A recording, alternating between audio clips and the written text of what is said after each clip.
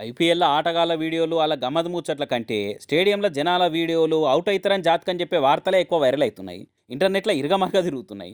లేటెస్ట్‌గా ఉప్పల్ స్టేడియంలో Sunrisers, RCB match అయింది గదా!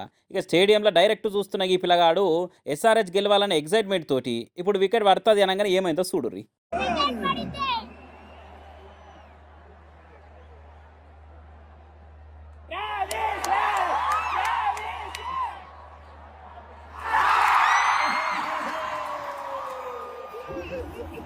బుడ్డోడు ఇట్లా అనుడే ఆలస్యం. రజత్ పాటీదార్ ఔట్ అయ్యే వరకలా ఎవర్రా నువ్వు ఇంత టాలెంటెడ్‌లా ఉన్నావు అనుకుంటా కొందరు కామెంట్లు చేస్తే, ఏమున్నది ప్రతి ఓవర్‌కి అట్లనే అనుంటాడు ఆ పోరాడు. ఏదో ఓసారి వికెట్ పడంగానే ఆ వీడియో బయటికి ఇడిసి ఉంటారు అని అనుకుంటా ఇంకొందరు అనబట్టిర్రు.